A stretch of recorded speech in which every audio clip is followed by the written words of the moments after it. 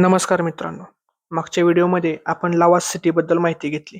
या व्हिडिओमध्ये आपण लवासा सिटी हे फक्त एक अपुरं स्वप्न का बनून राहिलं याची माहिती घेण्याचा प्रयत्न करू. तर झालं असं, इटलीच्या पोर्टोफिनो शहरापासून प्रेरणा घेऊन चालू केलेला हा प्रोजेक्ट. पण हा प्रोजेक्ट सह्याद्रीतील एका अतिसंवेदनशील भागात उभा केला जात होता. यासाठी इथल्या डेव्हलपर्सना शासनाच्या परवानगी घेणं गरजेचं होतं. असं त्यांनी राज्य शासनाची परवानगी घेतली सुद्धा. परंतु त्यांच्याकडून एक चूक झाली ती म्हणजे केंद्र सरकारच्या परवानगीशिवाय हा प्रोजेक्ट उभा करण्याचा प्रयत्न. पुढे जाऊन 2010 मध्ये याच एका चुकीमुळे केंद्र सरकारने या प्रोजेक्टवर स्टे आणला आणि इथूनच सुरू झाला लवासा सिटीचा खरा डाऊनफॉल. कंपनीचं एवढं दिवाळे निघालं की कंपनीने लवासा सिटी विकायला काढली. शेवटी डिसेंबर 2010 मध्ये डार्विन प्लॅटफॉर्म इन्फ्रा लिमिटेड या कंपनीने 1814 कोटी रुपयाला लवासा सिटी खरेदी केली.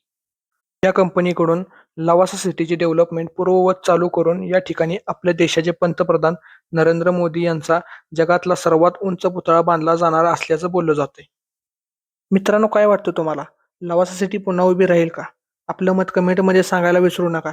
व्हिडिओ आवडला असल्यास व्हिडिओला लाईक करा आणि अशाच माहितीपूर्ण व्हिडिओसाठी अकाउंटला फॉलो करा. तोपर्यंत धन्यवाद.